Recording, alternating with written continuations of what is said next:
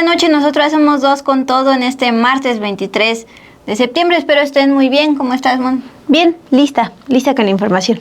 Perfecto, lluvia también. Bueno. Pues bueno, el día de hoy la dirigente nacional de Morena, Luisa Alcalde, pues dijo que Hernán Bermúdez, quien ya fue vinculado por los delitos de secuestro y también extorsión, pues continúa siendo militante del partido Morena. También Donald Trump, presidente de los Estados Unidos, aprovechó su participación en la Asamblea de Naciones Unidas en la ONU para despotricar contra la crisis climática y también habló de los temas del momento, es decir, lo de Gaza y también en otros temillas. ¿Qué traemos en el Con Todo? En el Con Todo les hablaremos sobre una denuncia por acoso laboral, una denuncia que se presentó en 2024 en contra del magistrado Julio Sabines, magistrado del Tribunal Federal de Justicia Administrativa, ese tribunal del que les hemos hablado aquí en Sin Embargo, porque no fue incluido en la más reciente reforma electoral. Les tenemos los detalles en el programa, así que acompáñenos, vayan dejándonos sus comentarios, sus me gusta y empezamos con este Dos con Todo.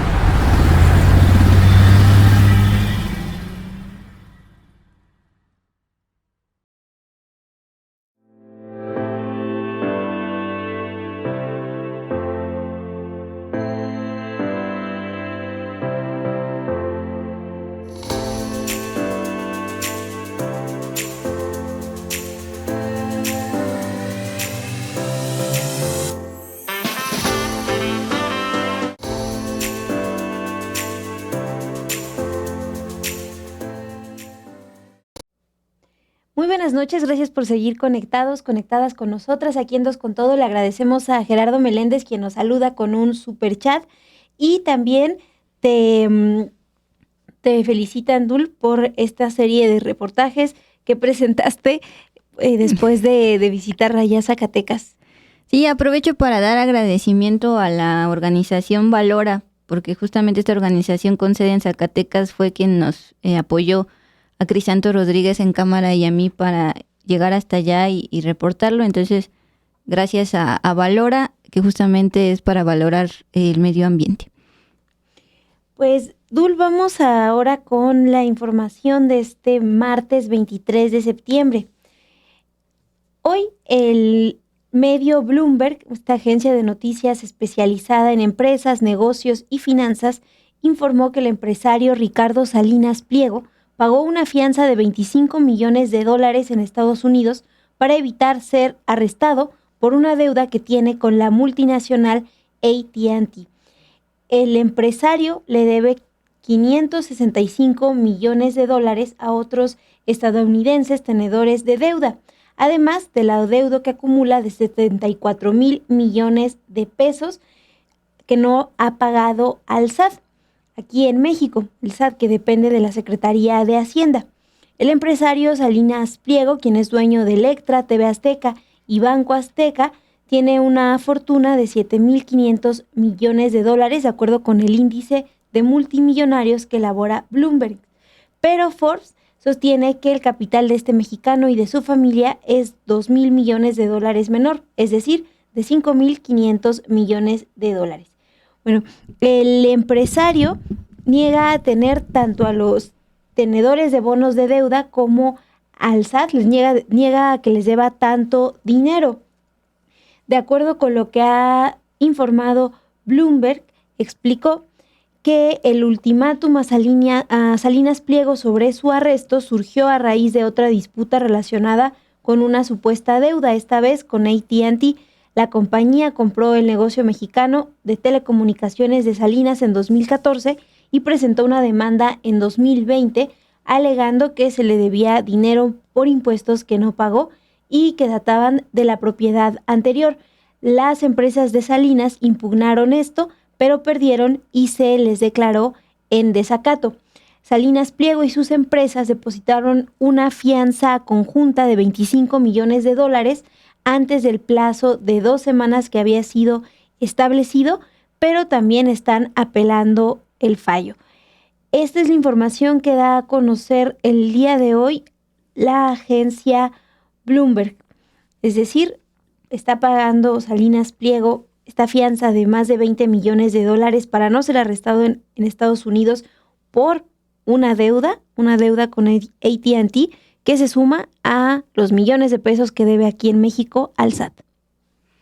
Sí, comentar este tema de AT&T que también me llamó la atención. Ustedes recordarán que Telmex de Carlos Slim tenía el monopolio de las telecomunicaciones hasta que se abrió en época de Peña Nieto a otras empresas internacionales, incluyendo AT&T de los Estados Unidos.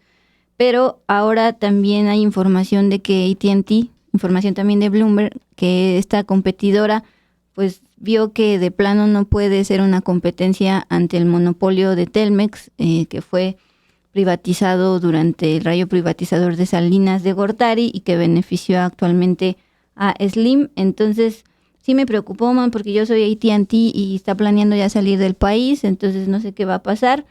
Y recordar qué fue lo que vendió Salinas Pliego a AT&T para que pues al momento de venderlo se generara el cargo de impuestos, y eso es lo que está debiendo Salinas Pliego. Acuérdense que existía una cosa llamada Usacell y otra llamada Nextel, ambos de grupo Salinas. Eso fue lo que vendió, y pues ahora Bloomberg nos sorprende con esta. Esta la debimos haber dejado en al cierre con la buena noticia. Pero bueno, ni tan buena porque ya se va AT&T.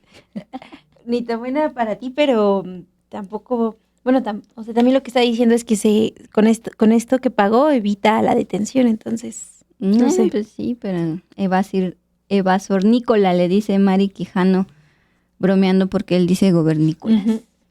Bueno, nos pasamos al tema de Hernán Bermúdez, detenido hace unos días allá en Paraguay. Ya fue expulsado de Paraguay, llegó a México también hace unos días y se encuentra pues en proceso judicial allá en el Altiplano, una de las prisiones con mayor seguridad. Se le señala de ser parte, pues precisamente de, no solo parte, sino líder de La Barredora, un grupo que se desprendió del Cártel Jalisco Nueva Generación, dedicado a la extorsión, al secuestro y demás. Mon les informó en su momento el inicio de las audiencias públicas, y el día de hoy pues ya el abuelo ya fue vinculado a proceso, ya es oficial. Asociación delictuosa, secuestro y extorsión. Fue el juez de control Ramón Adolfo Brown quien ratificó la medida cautelar de prisión preventiva oficiosa contra el presunto líder del grupo criminal La Barredora. Se va a quedar en prisión preventiva por estos delitos y particularmente se va a quedar en el Ceferezo número 1, el Altiplano. Ahora, a pesar de que ya fue vinculado a proceso por estos delitos y todavía falta ser sentenciado, la dirigente de Morena, Luisa Alcalde, el día de hoy estuvo en una de sus giras allá en Sinaloa. Un colega de esa entidad le pregunta cuál es la situación actual de Hernán Bermúdez en cuanto a la militancia de Morena. En redes sociales han circulado un montón de fotografías de este personaje con varios morenistas, incluyendo con la propia alcalde, al pertenecer al partido. Y ella asegura que todavía falta un procedimiento dentro de Morena para suspenderlo definitivamente. Actualmente solo está suspendido, que están esperando pues justamente que ella dice que haya una sentencia. Vamos a escucharla. Esto es una rueda de prensa allá en Sinaloa el día de hoy.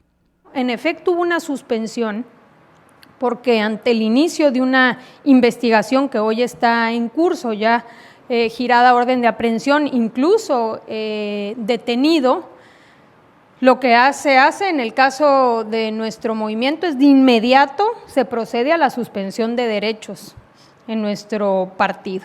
Y obviamente tiene que llevarse a cabo todo el procedimiento, desahogarse, y una vez que haya una sentencia, pues entonces se hace definitiva esa suspensión de derechos. No podríamos nosotros adelantarnos, pero así es el procedimiento ordinario. Cualquier persona que cuente con una orden de aprehensión, detenido, una investigación, hay una suspensión de derechos y debe el partido esperar la resolución final. Bueno, eso es lo que mencionó la dirigente de Morena, Luisa Alcalde, sobre Hernán Bermúdez, quien aún está en las filas de Morena. Pero también se pronunció hoy en contra de Alejandro Moreno, el dirigente del PRI. Le planteó que por más inventos, ocurrencias y mentiras que propaguen desde el PRI, pues la gente sabe quién transformó para bien el país. Esto en referencia al expresidente López Obrador, y respondió de esta forma al plantearle también que León cree que todos son de su condición, porque hoy Alejandro Moreno Cárdenas anunció que su partido presentó una denuncia en contra del senador Adán Augusto López Hernández. Esta denuncia fue presentada ante el FBI, el Buró Federal de Investigaciones en Estados Unidos, y ante la Administración de Control de Drogas también de ese país, la DEA. Esta denuncia la presentaron por vínculos con el narcotráfico. En su cuenta de X, Alejandro Moreno Cárdenas escribió lo siguiente: denunciamos ante el FBI y la DEA al coordinador de los senadores de Morena, Adán Augusto López, por sus evidentes vínculos con el crimen organizado y su participación en el huachicol, contrabando y lavado de dinero. También acompañó este mensaje con un documento en el que se detalla que esta denuncia también abarca a personas con conexiones dentro del gobierno que habrían estado involucradas en la red delictiva que se dedicaba a sustraer ilegalmente petróleo crudo en México. Eso es lo que informa este martes Alejandro Moreno, dirigente del PRI. Y en conferencia de prensa, Alejandro Moreno, Alito, dijo que se presentó esta denuncia después de meses de estar trabajando y de realizar reuniones a nivel nacional e internacional. Aseguró que han presentado datos, información, y por eso es que presentan ya esta denuncia en contra de Adán Augusto López. Sí, recuerden que en los años que Alejandro Moreno lleva al frente del PRI, pues se ha caracterizado justamente por ir siempre a Estados Unidos a denunciar a Morena en específico, y bueno, esta no es la excepción. Ahora lo hacen en contra del senador Adán Augusto López. Me parece interesante el esquema. El organigrama, así que hace como suele hacerlo las autoridades que investigan a presuntos delincuentes. Ándale, muchas gracias, Lluvia. Pues es que mezcla todo. Por eso yo no entendía por qué decían, por qué mezclaban huachicol fiscal con el tema de la barredora, porque están mezclando pues todo lo que han juntado desde Latinos y demás, desde el sexenio pasado. Por ejemplo, el clan de Andy, así le dice en Latinos al tema de los hijos del expresidente López Obrador y las empresas y contratos y amigos. También está el tema Segalmex, reconocido por el propio gobierno federal. Luego mezcla huachicol fiscal con el tema de la barredora, que es diferente, y lo de huachicol fiscal pues denunciado por la propia Semar. Y luego dice narcogobernadores, señalando a 3 gobernadores de Morena, el de Sinaloa, el de Sonora y el de Tamaulipas. Y la cereza en el pastel, Alfonso Romo, empresario de Nuevo León que decidió apoyar el gobierno de López Obrador desde la oficina de presidencia, se salió y luego ya pues como asesor externo. Interesante. Pero esto se suma al juicio político que ayer pedía también una exdiputada panista ante la Cámara de Diputados, particularmente en la Comisión de Sección Instructora, y apenas es 2025. Sí. Van a estar duros rumbo al 2030, pero bueno, es nuestra chamba informarlo. Sí, y explicar como ahorita lo hiciste, porque están mezclando todo. Sí. Bueno, ahora vamos a pasarnos a temas muy importantes, el derecho al acceso a la salud y cómo la corrupción puede llegar a afectar nuestro derecho al acceso a la salud. Me refiero a lo que el día de hoy informó el subsecretario de Salud, Eduardo Clark, respecto al tema de las farmacéuticas. Este es un tema que se ha dado a conocer en bastantes conferencias matutinas sobre pues corrupción en las licitaciones de medicamentos, lo ocurrido en Birmex, que ya se separaron algunos funcionarios de Birmex, que está la investigación del sobrecosto o el intento de sobrecosto, pero el día de hoy van más allá, están planteando la posibilidad de que las farmacéuticas deliberadamente no están entregando medicamentos, por ejemplo, contra el cáncer, oncológicos, lo cual se ha traducido en este desabasto que no solo la oposición como Margarita Zavala, sino organizaciones serias han estado denunciando desde hace bastantes años. Bueno, el gobierno de México enlistó qué empresas farmacéuticas han incumplido con estos contratos para la entrega de medicamentos y también de insumos a hospitales y clínicas del país. Entre ellas PISA. Acuérdense que PISA pues ya tiene antecedentes en la COFESE, que se encarga, el órgano que se encarga de ver las competencias. La COFESE hace unos años detectó y sancionó casos de colusión entre integrantes de empresas farmacéuticas, se ponían de acuerdo para postularse y asegurar sus licitaciones de contratos millonarios. Por ejemplo, detectó colusión por parte de laboratorios PISA durante el periodo de 2003 a 2006, esto es el gobierno de Vicente Fox, prácticas monopólicas absolutas en la venta de medicamentos al IMSS. Esto aplicó una multa por más de 150 millones de pesos. Este solo es un caso de todo el sector salud. Ante estas irregularidades, el gobierno federal pasado decidió modificar la forma de licitar contratos de medicinas y de insumos, y a partir de ahí empezó también el tema del desabasto. En su momento, la directora de la organización Cero Desabasto nos dijo que estaban recibiendo al primer trimestre de 2025 quejas de desabasto de medicamentos contra cáncer, diabetes, psiquiátricos o los utilizados después de trasplantes de órganos. Este tema del desabasto, el propio subsecretario de Salud, Eduardo Clark, lo ha reconocido. Si bien dice que ya tienen un abasto superior al 90%, él mismo también ha reconocido que ese 10% se habla de millones de recetas no abastecidas en el sistema de salud pública, en el IMSS, en el ISSSTE, en el Pemex y demás. Pero el día de hoy sube la denuncia, está diciendo que tal vez deliberadamente no están entregando estos medicamentos para causar todavía el desabasto. Entonces le pide a las farmacéuticas tomar en serio los compromisos asumidos, porque aparte son contratos firmados, están incumpliendo con los contratos, y que ya empiecen a entregar medicinas y insumos a los hospitales y clínicas. Vimos el desabasto de insumos en el caso de la explosión de la pipa. Muchos personal médico tuvo que llevar su propio insumo, o incluso también donaciones de cosas tan básicas como las gasas para seguir atendiendo a las víctimas de la explosión. Pues vamos a escuchar parte de lo que anuncia e informa Clark. Entre estas farmacéuticas está PISA, pero también hay otras que no han cumplido su abastecimiento, incluso al 100%, no han dado el 100%, por ejemplo, Biointegral Servicios. Escuchemos. Aquí pueden ver cómo mes con mes se ha venido incrementando el número de medicamentos que llegan al sector. En mayo llegaron 78 millones, en junio 150 millones, en julio 159 millones, en agosto estos 186 millones que les menciono, y para el 18 de septiembre, que es el corte que tenemos, que es el jueves pasado, habían llegado ya prácticamente 100 millones, 97 para ser exacto, al sector, y 107 que estaban en proceso de entrega para este mes de septiembre terminar aún más arriba que el mes pasado. Siguiente.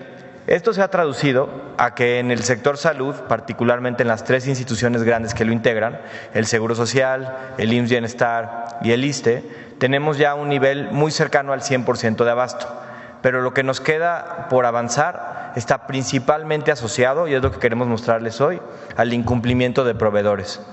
Compañías, algunas nacionales, muchas extranjeras, que adquirieron compromisos cuando licitamos, cuando hicimos contratos, de entregarle a los pacientes mexicanos medicamentos e insumos de manera recurrente, que a la fecha no han cumplido ese compromiso a cabalidad.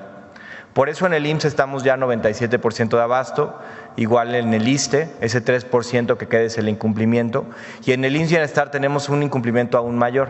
Estamos mucho mejor que hace algunos meses en 92% de abasto, 96% en oncológicos en particular del IMSS Bienestar, pero tenemos todavía que seguir empujando para que la proveeduría, las compañías farmacéuticas nos entreguen lo que nos falta. Siguiente. Y en ese sentido queremos mostrarles, y perdón que se vea chiquito, pero se los voy leyendo, los principales proveedores de medicamentos que no nos han entregado, en orden de cuánto han incumplido su contrato. Algunos tienen poquitas piezas, pero son importantes, y otros tienen cantidades muy, muy grandes. Tenemos proveedores como BioX Integral que no han entregado una sola pieza de lo que les ha pedido, 100% de incumplimiento. Laboratorios como Productos Farmacéuticos Herral, que han incumplido el 87% de lo que les hemos pedido, es decir, les hemos pedido 170,000 piezas y han incumplido prácticamente 150,000 de ellas. Comercializadora y distribuidora de consumibles médicos, 83% de incumplimiento. Comercializadora USIN, 83% de incumplimiento. Y vean esta, por ejemplo, Abastecedora Higiénica de Sonora. Les hemos pedido 3 millones de piezas y no han entregado de esas 2.4 millones. Si ustedes ven los números importantes de que el sector requiere 180 millones de medicamentos al mes, pues que alguien no entregue 2,5 millones, sí te hace la diferencia entre que haya abasto en ciertos lugares y otros no. Tenemos otro proveedor que es el de mayor incumplimiento en número de piezas, que es Puerta del Sol Capital. Ellos se comprometieron a darnos gasas, por ejemplo, en muchos estados y han incumplido casi 14 millones de piezas de las 21 que se les han pedido. Tenemos también proveedores como Medical Recovery con 66% de incumplimiento, Son Pharma con 63% de incumplimiento, Maderí con 63% de incumplimiento, Sanabri 63% de incumplimiento, Esterifarma 61% de incumplimiento, Grupo Farmacéutico Total Pharma 61% de incumplimiento. Siguiente. Son compañías que ustedes pueden ver, no han entregado ni la mitad de lo que les hemos pedido como sector, aunque hace 4 meses les dimos contratos. Esto no es algo que nos hayan incumplido en el último mes, sino desde junio, julio, agosto, ahora septiembre no han cumplido. Impulso Integral Popular, 58% de incumplimiento. Impulsora de Material Hospitalario, 39,000 piezas incumplidas, 58% de incumplimiento. Laboratorios Eurofarma, 58% de incumplimiento. Equipos de Biomedicina de México, 57% de incumplimiento. Proveedora Gama Medical, 57% de incumplimiento. Endomédica, 57% de incumplimiento. Surtidora Médica de Occidente, 55% de incumplimiento. Y Acor Pharma, con casi 2 millones de piezas incumplidas, entre las que incluyen oncológicos. Además, aunque tienen un porcentaje menor de incumplimiento que estas, les queremos presentar 5 compañías que nos preocupan en sobremanera porque son de alto volumen, son de oncológicos y nos han incumplido. En la mayor parte de los casos de oncológicos hemos visto una respuesta importante de la industria en las últimas semanas para incumplirnos, pero estas compañías siguen siendo pues uno de nuestros problemas recurrentes. Y cuando hablo de, por ejemplo, Zurich Pharma, que ha incumplido 56,000 piezas, el sector salud, el IMSS Bienestar… Bueno, sí comentar particularmente lo de PISA, en la diapositiva que estaba mostrando Clark, el subsecretario de Salud, es, a pesar de haber pasado 4 meses desde su adjudicación, un número de proveedores sigue sin cumplir su compromiso de entrega. En el caso de Laboratorios PISA, se le solicitaron más de 76 millones de piezas solicitadas, 76 millones de piezas solicitadas. ¿Cuántas sigue sin cumplir? Más de 12 millones.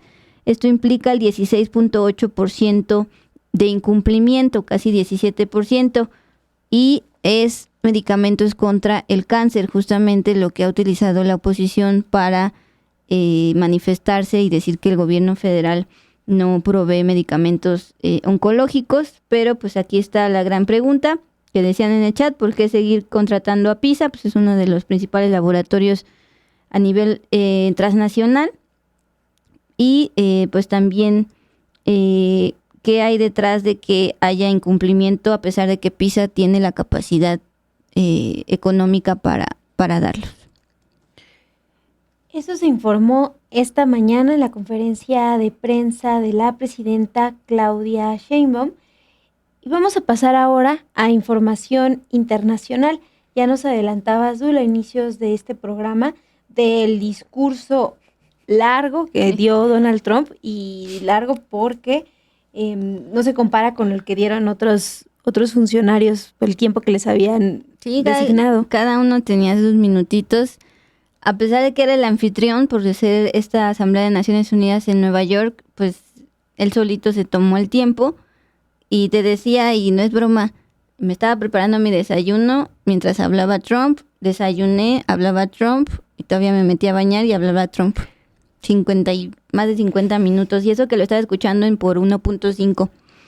Pero bueno, quiero enfocarme en lo que dijo sobre la mitigación a la crisis climática.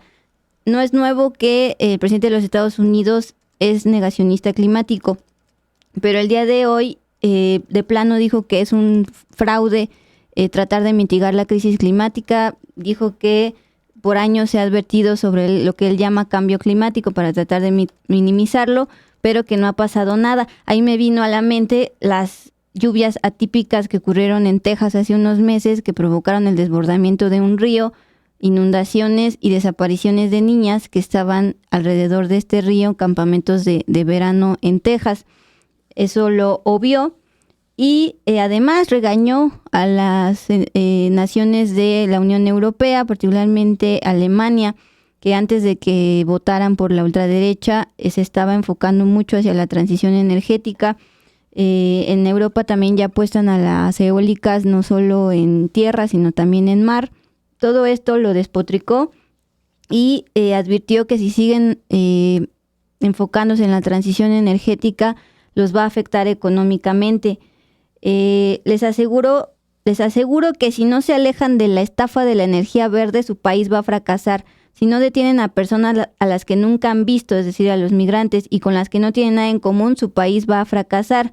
Amo a la gente de Europa y odio ver cómo está siendo devastada por la energía y la migración. Este monstruo de 2 cabezas destruye todo a su paso y no pueden permitir que eso siga sucediendo. Mientras decía estas tonterías, enfocaron a los líderes de Europa y no te miento, tenían pues cara de estar escuchando eso.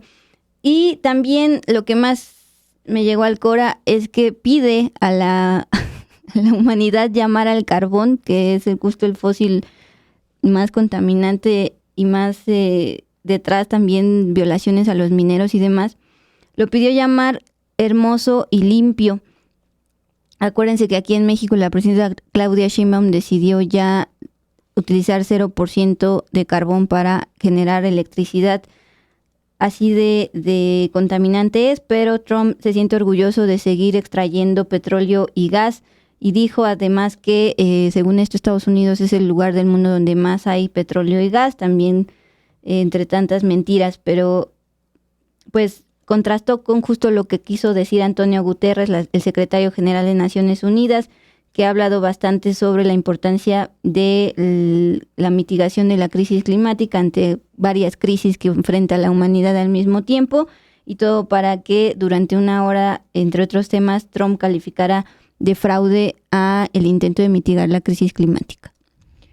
Y hoy también hay una postura de la OMS acerca de los comentarios que hizo el día de ayer el presidente Donald Trump en materia de salud. Recuerden que ayer les informamos que en una conferencia de prensa el presidente Donald Trump habló sobre paracetamol, específicamente del Tylenol, el medicamento que se usa para tratar el dolor. Y ayer el presidente Trump dijo que este medicamento puede provocar autismo en recién nacidos si se administra a mujeres embarazadas. Esto lo dijo sin tener ninguna prueba científica que lo respalde. También Trump desaconsejó ayer, lunes 22 de septiembre, a las futuras madres aplicarse vacunas e incluso les recomendó no aplicar la vacuna contra la hepatitis B a recién nacidos, argumentando que es demasiado líquido, demasiadas cosas diferentes están entrando en ese bebé. Eso es lo que dijo el lunes 22 de septiembre el presidente Donald Trump. Ante estas declaraciones, este martes, el portavoz de la Organización Mundial de la Salud descalificó los señalamientos del presidente y aseguró que las vacunas salvan vidas. También destacó, las vacunas no provocan autismo. La Organización Mundial de la Salud, de igual manera, habló acerca de la supuesta relación entre administrar paracetamol a las mujeres embarazadas y el autismo. El portavoz de la OMS, Tarik Jasarevic, dijo lo siguiente: algunos estudios de observación han sugerido una posible asociación entre la exposición prenatal al paracetamol y el autismo, pero las pruebas siguen siendo inconsistentes. El vocero fue cuestionado durante una conferencia sobre las declaraciones que hizo Donald Trump.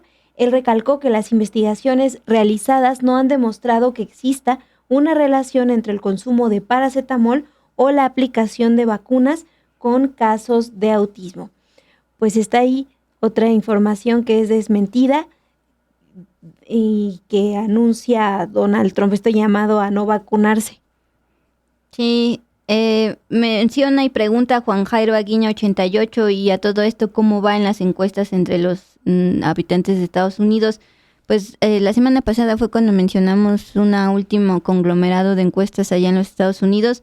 Pues yo diría 50-50, un poquito más inclinado al rechazo, 53%, pero 50-50 entre los de MAGA y ahora que se está radicalizando todavía más el combatir a lo que ellos llaman izquierda radical. Entonces, pues veremos, todavía falta más de 3 años, Mon, en esta situación. Sí, es más de 3 años de este señor que niega el cambio climático y también es y propaga fakes. Sí, Dul. Pues vamos a avanzar a la información nacional. Aquí, mientras me detengo a leer algunos de los comentarios que nos dejan, a saludar también a la chihuahueña que ya se unió al chat, a Alberto Chávez, o 8 que está comentando aquí también, a Diana Ríos, gracias por sumarse. Es que me estaba acordando del capítulo de toda la última temporada de South Park, que lo ponen con Satanás y demás, pues sí, que no están tan alejados. Sí, ya no me digas porque me van a dar más ganas de ver los capítulos, pero... Pues vámonos ya con todo.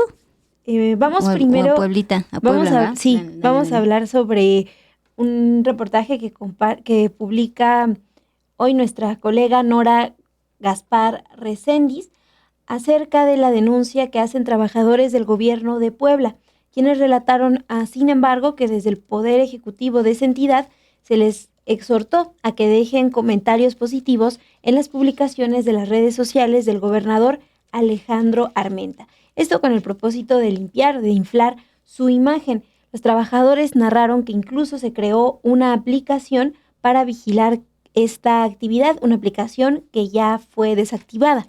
Vamos a escuchar la información en el siguiente video que elabora la unidad multimedia con información de Nora Gaspar.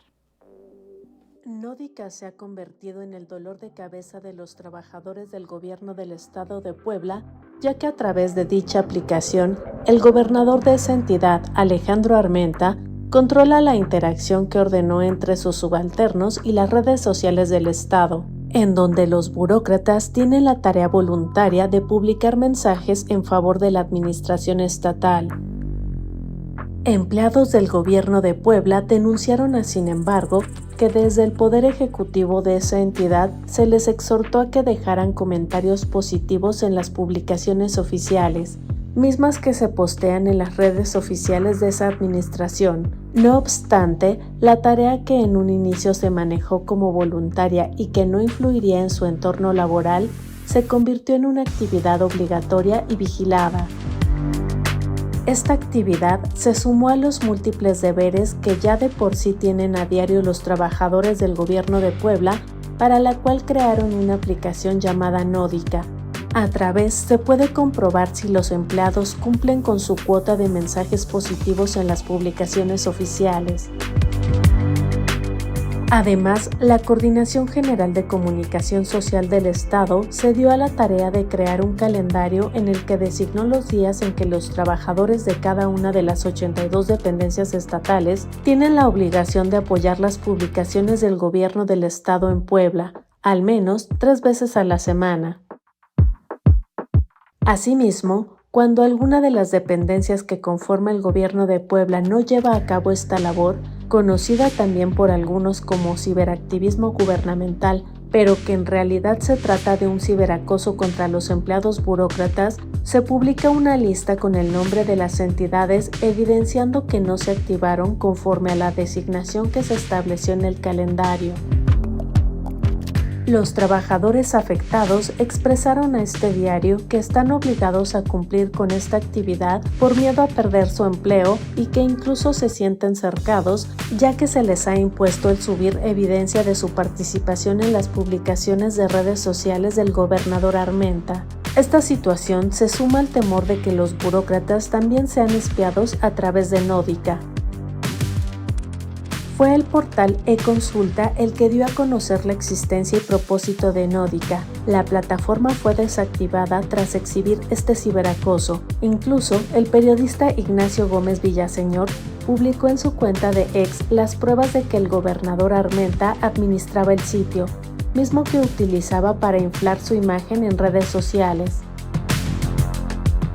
No deja duda que usan ilegalmente Nódica para inflar las redes del gobernador. Y no solo eso, aquí les demuestro que el mismo gobernador es administrador, escribió Gómez Villaseñor. En respuesta, José Tomé Cabrera, coordinador general de comunicación social del gobierno de Puebla, aseguró que Nódica fue una herramienta que no tuvo costo para la administración estatal. Por su parte, Fansel Miroslava Pastor Betancourt, directora de monitoreo y redes sociales del gobierno de Puebla y promotora de la activación digital, sostuvo que dicha plataforma era utilizada para monitorear y atender situaciones de riesgo para la población, pese a que las pruebas periodísticas demuestran que con ella se obligaba a los trabajadores burócratas a dejar mensajes positivos en favor del gobierno de Puebla.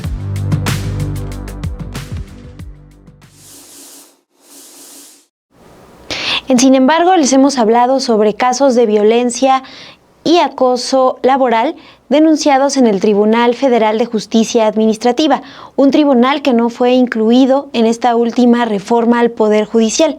En esta ocasión, les hablaremos sobre una denuncia presentada en octubre del 2024 en contra del magistrado Julio Sabines, un magistrado señalado por hostigamiento laboral. Les damos los detalles en este Con Todo.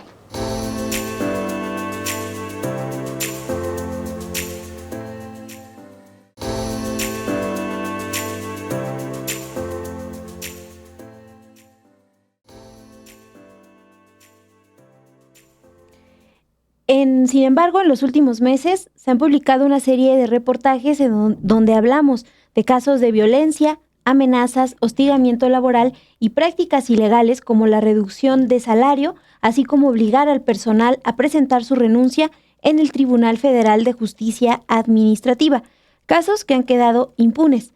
La publicación más reciente se centra en una denuncia en contra del magistrado Julio Ángel Sabines Chesterking, una denuncia por acoso y violencia laboral. El magistrado Sabines Chesterking fue propuesto como magistrado de la Sala Superior del Tribunal Federal de Justicia Administrativa en junio del 2021 con el apoyo de Zoé Robledo, entonces director del IMSS, y del abogado Julio Scherer Ibarra.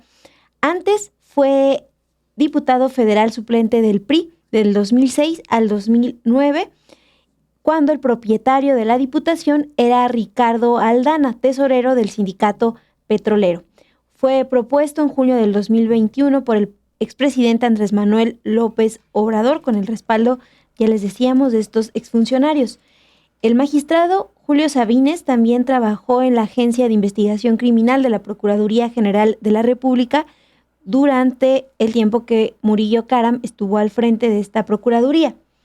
La denuncia en contra del magistrado Julio Sabines por acoso laboral la presentó en 2024 una mujer que entonces se desempeñaba como secretaria adjunta de acuerdos en la tercera sección de la Sala Superior del Tribunal Federal de Justicia Administrativa. Vamos a ver el siguiente video que da más detalles sobre este caso. Una denuncia presentada en 2024 exhibe prácticas de hostigamiento y violencia laboral en la Sala Superior del Tribunal Federal de Justicia Administrativa, instancia que depende del Poder Judicial y que es la única que quedó fuera de la reforma judicial. En octubre de 2024, la entonces secretaria adjunta de acuerdos de la tercera sección de la Sala Superior denunció al magistrado Julio Ángel Sabines Chesterking por violencia laboral que se tradujo en humillaciones relaciones públicas y hostigamiento. Por ejemplo, la trabajadora narró que ella y otros funcionarios del equipo del magistrado excedían sus horarios de trabajo y, de acuerdo con la denuncia, el magistrado le reclamó que el servicio público es sufrido por lo que no tienen horarios. En su respuesta a la queja, el magistrado lo negó. Dijo que si la secretaria excedió el tiempo laboral se trató de una decisión personalísima. Las acusaciones contra Sabines Chesterkin, quien fue diputado federal suplente del PRI y en junio de 2021 fue propuesto para el cargo por el expresidente Andrés Manuel López Obrador, también describen situaciones de acoso laboral reiterado en el que son señalados funcionarios de la misma secretaría afines al magistrado. La entonces secretaria adjunta de Acuerdos señaló en su demanda que incluso recibió por WhatsApp stickers incómodos del magistrado Sabines Chesterkin. Narró lo siguiente: como cuando le agradecí mi designación como secretaria adjunta y él contestó con un sticker que decía "nada de gracias, encuérate". En respuesta, el magistrado expuso que el chat al que envió ese mensaje no guardaba relación alguna con el vínculo profesional y se llevaba en un plano de amistad personal y de consentimiento entre sus integrantes. El magistrado también dijo que fue enviado a otra persona del grupo. En marzo, la Junta de Gobierno y Administración concluyó y archivó la investigación sin sanciones, al desestimar las declaraciones de la trabajadora, cuyo nombre ya no aparece en el directorio del tribunal actualizado hasta el segundo trimestre de este 2025. Además de las acusaciones contra Sabines Chesterkin, quien buscó ser ministro de la Suprema Corte en la elección judicial de junio, el Tribunal Federal de Justicia Administrativa suma quejas por amenazas y hostigamientos en sus salas regionales. La Junta del Gobierno y Administración del Tribunal Federal de Justicia Administrativa concluyó y archivó en marzo de este 2025 la investigación y lo hizo sin sanciones contra el magistrado Sabines Chesterkin. Pese a que esta denuncia fue desestimada, exhibió una serie de agresiones que impactan en el equipo de trabajo del magistrado. Por eso ayer contactamos vía telefónica en múltiples ocasiones a la oficina del magistrado Sabines Chesterkin para conocer si a raíz de esta investigación se tomaron algunas acciones para mejorar las condiciones laborales de sus funcionarios más cercanos. Hasta ayer, al cierre de edición, no tuvimos una respuesta, tampoco de la Dirección General de Comunicación del Tribunal Federal de Justicia Administrativa. Pero vamos a hablar más de lo que señala esta denuncia. En esta denuncia, la exsecretaria adjunta de Acuerdos expuso lo siguiente: desde hace meses, estamos hablando octubre del 2024, el magistrado Sabines se comporta de forma prepotente, violenta y grosera, además de que laboralmente me impide realizar mis funciones y él junto a su secretario se dedican a obstaculizar el trabajo que se realiza en la secretaría. Temo por represalias violentas en mi contra, ya que el magistrado Sabines se conduce de forma violenta. La exfuncionaria señaló que en agosto del 2024, cuando fue nombrada secretaria adjunta, tanto el magistrado Sabines como el funcionario Juan Antonio Guerrero Picasso, quien actualmente es secretario de Acuerdo del magistrado, la humillaron públicamente al solicitarle una serie de tareas y reprocharle errores que no le correspondían a ella. Es parte de lo que se narra en esta denuncia.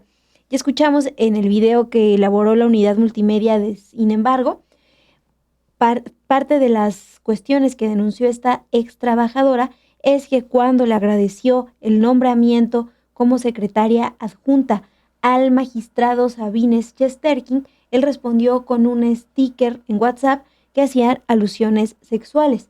Bueno, la Junta de Gobierno y Administración, que estuvo a cargo de analizar este caso, le pidió al magistrado Sabines su versión de los hechos. En esta resolución, él respondió que el grupo de WhatsApp en el que se encontraban no tenía ninguna relación con un vínculo profesional y se llevaba en un plano de amistad personal y de consentimiento entre sus integrantes, y argumentó que envió este mensaje con alusiones sexuales, a otra persona de ese chat en tono de broma y con consentimiento, y minimizó esta acción al asegurar que la trabajadora que lo denunció reaccionó de forma positiva, que no mostró ningún disgusto o rechazo.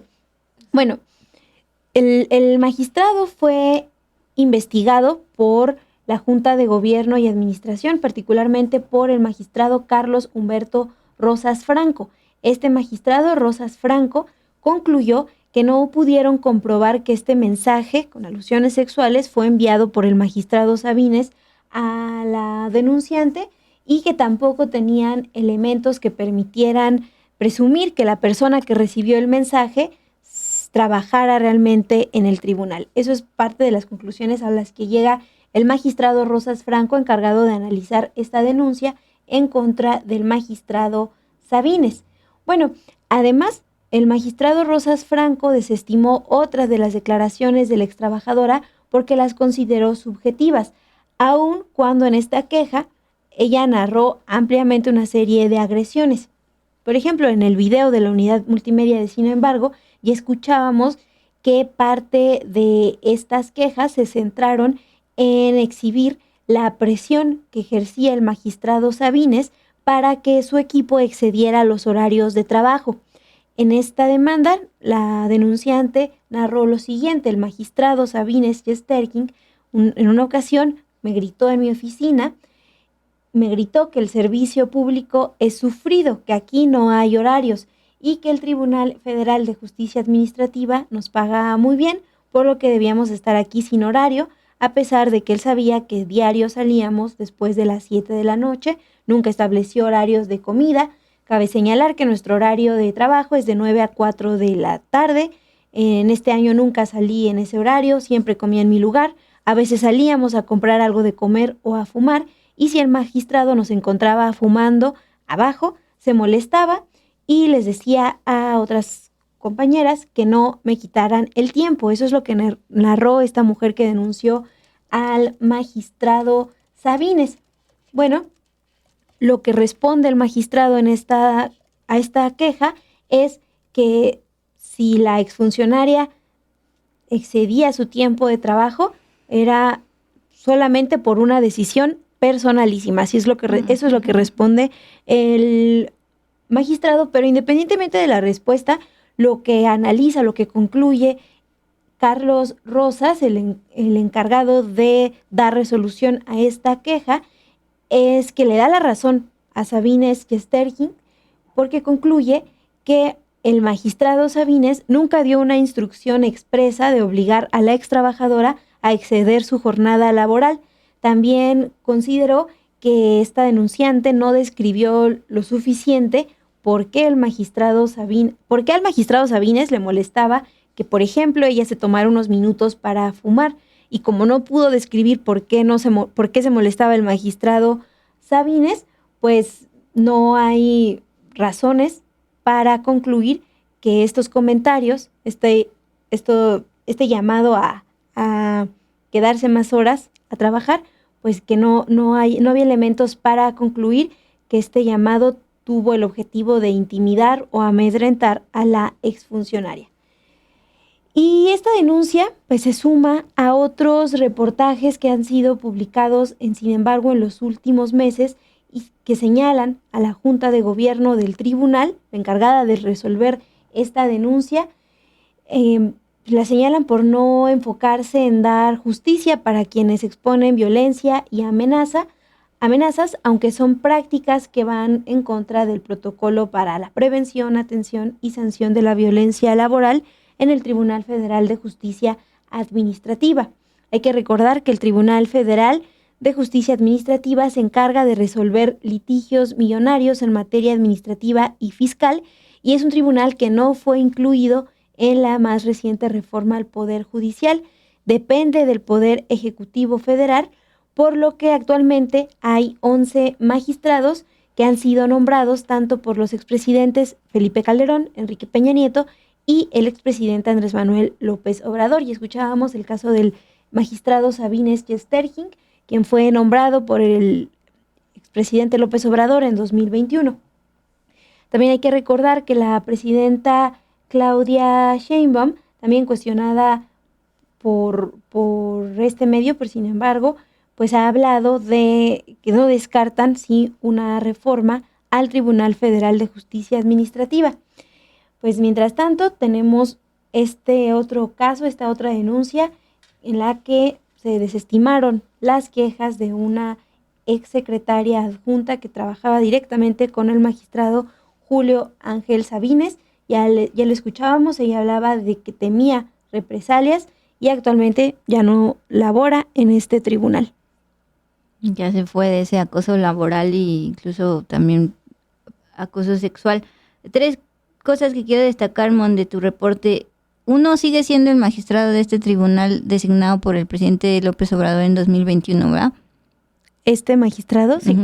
Magistrado Sabines Chesterkin, designado en el 2021. 2, uno de sus cargos pasados era diputado federal suplente del PRI, pero me llama mucho la atención a quién estaba supliendo. A Ricardo Aldana Prieto, que pues justo fue señalado por el Pemex Gate, el delfín el brazo derecho de Romero Deschamps, el líder sindical de Pemex que se murió impune. Y 3, que él 2 veces culpó a la trabajadora, a la entonces trabajadora, de no pues cuestionar, por ejemplo, de este sticker, le dice, bueno, es que ella no dijo nada, pues porque justo ella misma lo dijo, teme por represalias violentas, ya que el magistrado se conduce de forma violenta. Hay una parte en que dice que le grita, ¿no? Y que no hay horarios. ¿Dónde he escuchado eso? Sí, es parte de lo que se lee en esta denuncia que resolvió la Junta de Gobierno del tribunal, y bueno, resolvió sin ninguna sanción al magistrado. También hay que añadir el dato de que este magistrado, Sabines Chesterkin, es hijo del exgobernador priista de Chiapas, Juan Sabines, y lo que reportaba Álvaro Delgado, el jefe de investigaciones aquí en Sin Embargo hace unos meses, es que este magistrado, al momento de tomar decisiones, hace equipo con el magistrado presidente del tribunal, que es Guillermo Valls, y con la magistrada Magda Zulema Amorri, una magistrada quien también ha sido exhibida aquí en una serie de reportajes de Sin Embargo MX. El más reciente señala que ella gana más de 100,000 pesos mensuales desde hace 15 años, que le han permitido, pues entre otras cosas, comprar en los últimos años vehículos costosos. Es parte de los reportajes que se han publicado y que les invitamos a seguir viendo, a seguir compartiendo. Sí, esa es información de nuestro compañero Arturo Daen, que me llama también la atención. Le dan buenos viáticos en este tribunal. Gastó, no sé por qué, bastantes pesos en cafés de Starbucks, 800, algo así. Ahí viene justo el documento, el comprobante que publica nuestro compañero. Recuerden que este tribunal pertenece al Poder Ejecutivo, no formó parte de la reforma judicial. Y me quedo con el comentario de Ileana Gobea sobre el caso de esta trabajadora. Qué feo que en México seamos tan trabajadores y exprimidos en algunos casos como empleados, y pues no la dejaban ni salir a comer ni salir a echar el cigarrito por el estrés. Bueno, pues vámonos rápido ya, Mon, es momento de irnos al cierre. Seguimiento sobre el caso del homicidio de un joven de 16 años el día de ayer en el CCH Sur. Así es, Dul, pues este martes alumnos de distintas escuelas y facultades de la UNAM marcharon hasta la rectoría en Ciudad Universitaria, en la Ciudad de México, para exigir seguridad en los distintos planteles de la UNAM. Exigieron justicia para Jesús, un estudiante de 16 años, fue asesinado el día de ayer en el Colegio de Ciencias y Humanidades en el CCH Sur, y por este hecho un trabajador también resultó herido. La movilización comenzó a las 13 horas en las islas de Ciudad Universitaria. Los estudiantes se movilizaron al frente de la rectoría, ahí realizaron una asamblea y posteriormente un homenaje al estudiante Jesús. Los contingentes pues llevaban pancartas que estamos viendo en pantalla. En algunas se leían: no me quiero morir en el CCH, justicia para Jesús. La marcha fue convocada bajo el nombre de Jornada por la Seguridad Estudiantil. Y durante esta concentración también los manifestantes señalaron que además del homicidio en el CCH, se enfrentan a casos de violencia y acoso que afectan la tranquilidad de los alumnos en distintos espacios universitarios. El joven que es investigado como responsable de este asesinato tiene 19 años y ya les decíamos también el día de ayer un trabajador de 65 años que intentó detenerlo fue agredido y requirió también atención médica. Hoy el rector de la UNAM, Leonardo Lomelí, destacó que lo ocurrido en el CCH Sur no tiene precedentes en la vida universitaria. Dijo que la Secretaría General de la universidad fue instruida para convocar a la subcomisión de bachillerato de la Comisión Especial de Seguridad para revisar los protocolos vigentes en el plantel y fortalecer acciones de prevención. Mañana miércoles 24 de septiembre, se está convocando a otra movilización en el plantel del CCH Sur.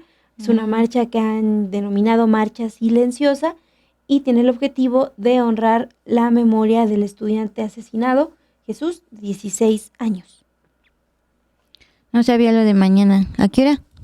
No tengo acá a la hora. Todavía no dicen. Sí, es afuera. Qué bueno que den CCH Sur. seguimiento. Y antes de despedirnos, quiero informarles este tema de Narda.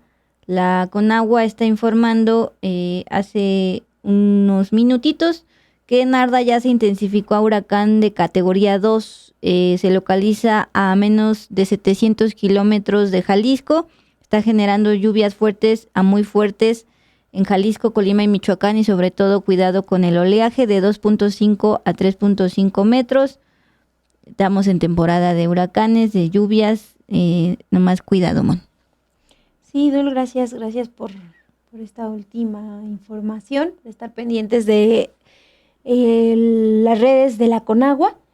Y también, pues antes de despedirnos, les agradecemos por sus comentarios. Juan Jairo dice: yo soy de Zacatecas, saludos y felicidades por el reportaje sobre las minas, Dul. También nos escribió Constanza Díaz, Yolanda Hernández, Ita Carrilloca, Sabino Moreno, Mauricio Pérez. Gracias por acompañarnos. También a Delfina García, a Hugo González y a quienes estuvieron nada más en modo escucha, también gracias. María Elena Guadarrama pregunta quién lo mató, si se refiere al estudiante de 16 años, pues está la indagatoria de la fiscalía, pero al parecer fue un joven también de 19 años. Es Bueno. lo que se sabe hasta ahora. Pues muchas gracias por habernos acompañado esta noche. Gracias a Ilse García en producción. Lluvia Hernández está aquí ya dispuesta, ¿no? A ver, ven. Porque si sigue ahí Rodolfo Salas, le debíamos presentarles a la operadora. Sin ella, pues nosotros no saldríamos ni en esta, ni en esta, ni en esta. Entonces va a saludar en la central. Ahí está Lluvia Hernández. Ay, es Lluvia Hernández. Gracias a ella. Gracias, Lluvia. Y bueno, pues ahí está. Gracias, Lluvia. Tiene que despedirnos, esperamos. Sí. Ahí está. Bueno, pues gracias y nos vemos. Buenas noches.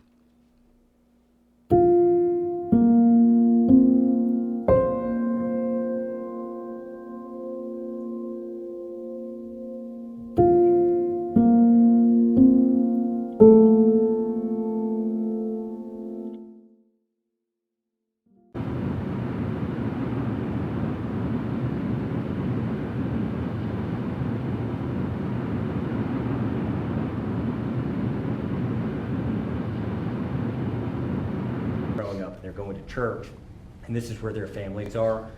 Many of them. All you have to do is look at the cargo that was like it's spattered all over the ocean, big bags of cocaine and fentanyl all over the place, and